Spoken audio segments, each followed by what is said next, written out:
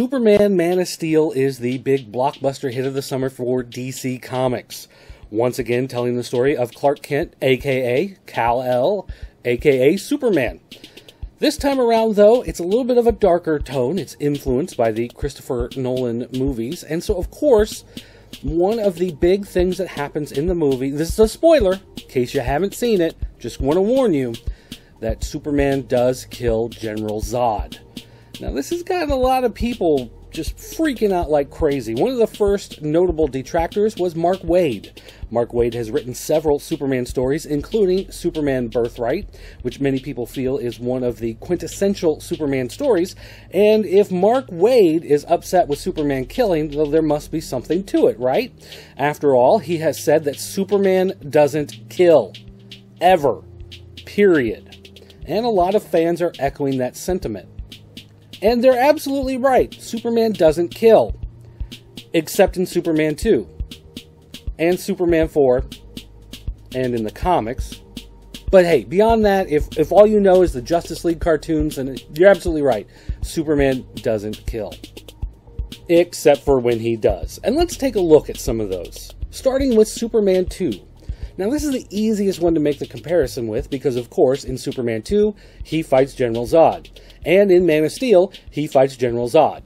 In Superman 2, though, the happy-go-lucky Richard Donner-inspired, Lester-directed movie, Superman kills Zod. He actually robs Zod and his minions of their powers. He picks up Zod and tosses him into an Arctic pit. And when Non tries to fly, he falls into the pit and dies. And then Lois Lane grabs the Kryptonian chick and tosses her into the Arctic pit. So, in that movie, they actually kill 3 of them, although technically Superman only kills Zod. Now, in Superman 4, which I'm sure a lot of you haven't seen because it's god-awful, but in Superman 4, Superman is cloned. Lex Luthor gets a piece of Superman's hair. I don't know. Don't ask how. It's really stupid, but he takes Superman's DNA and the DNA of his own nephew, which is that one guy on 2.5 Men that can actually hold down a job, and he clones them together in order to create Nuclear Man to be his own personal Superman. Of course, at the end of the movie, Superman defeats Nuclear Man. How? By throwing him into a nuclear reactor and killing him. Now, those are the easiest 2 to pull on, frankly, because everybody's talking about this Man of Steel movie versus the old Richard Donner movies, and granted, Donner had nothing to do with 4, and he had a little bit to do with 2, even though he was fired and replaced, but regardless, in both of those movies, Superman kills, and it's quite blatant. Both of those villains are dead because of him. And the other 2 Kryptonians died just because he refused to save them. So technically, 4 deaths on his hands. But that's not the only time Superman is killed. If you take a look at the world of comics, he's actually killed quite a bit. Now, early on in some of the Golden Age stories, he would grab gangsters, toss them out of second-story windows and whatnot, and it didn't really say that they were dead, you know, but, I mean, how many people are falling out of a skyscraper and going to live to tell the tale? So, you can kind of assume those are deaths, but at the same time, you can kind of let those pass. So, has he ever killed any other times?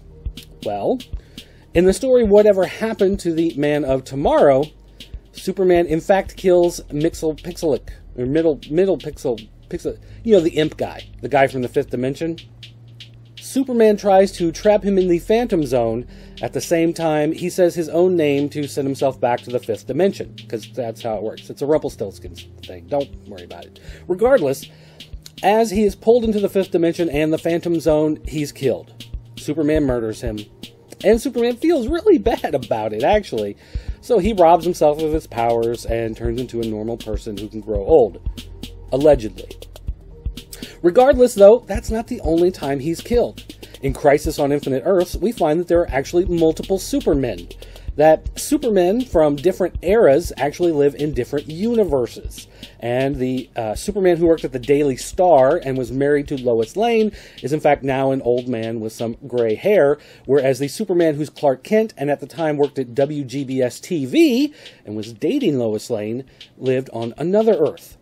Now, in a giant battle with the Anti-Monitor that was going to destroy the entire universe, and I really don't want to try to recap the entire thing, Superman, the old one, fights the Anti-Monitor and kills him. Just punches him until he is dead. Dead, dead, dead. That's a death at the hands of Superman. Now, you can argue, well, it was another universe Superman, that one doesn't really count. Fine. Let's move on to John Byrne's run on Superman after Crisis on Infinite Earths. Now, for most people my age, this run of Superman is what defines the character. When people talk about Superman, we think of the John Byrne character as the version of Superman that we grew up with. So what happens in this version of Superman? Well, another pocket dimension, an alternate universe, this one where Superboy exists. And in this alternate universe, who should happen to appear but General Zod. And what does General Zod do? Kills everybody on Earth. Every last living person on planet Earth. So what does Superman do? He takes Zod and his minions, floods them with green kryptonite, and kills them. Yep, kills Zod.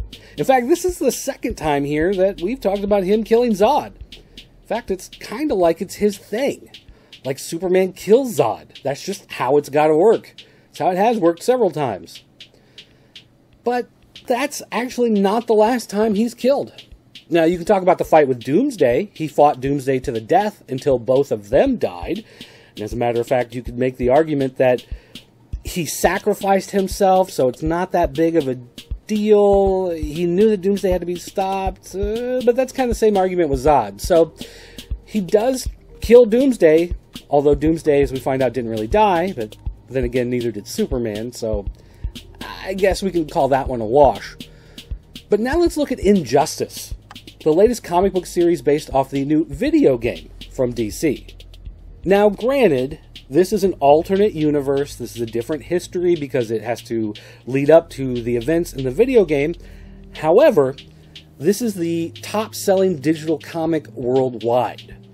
This story is sold first online for 99 cents for one chapter, and then 3 chapters, or maybe it's 4 chapters, I don't know, are bundled together and sold in print, and those print chapters then come out as a regular comic book. Digitally, top seller worldwide. #1 story. Everybody's reading this. Everybody loves this book. Highly rated. And, you know, it was a huge success before Man of Steel came out. And what happens in Injustice?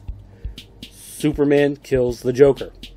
Now, first, the Joker tricks Superman and makes him think that Lois Lane is Doomsday, so he's attacking Doomsday, ends up killing Lois Lane, realizes the deception, goes back, kills the Joker, and becomes the dictator of the world. So, even though that's an alternate universe, it is a top-selling story, and nobody really seemed to have a problem with him killing Joker. Well, except Batman, but, I mean, you know, that's part of Injustice. But as far as the fans go, the story of Superman, if you want to say that Superman never kills, never, ever, ever, ever kills, well, you're wrong. And not only are you wrong, but if you're making the argument for Man of Steel saying that he shouldn't kill Zod, he's done it several times before. And it doesn't seem to be that big of a deal.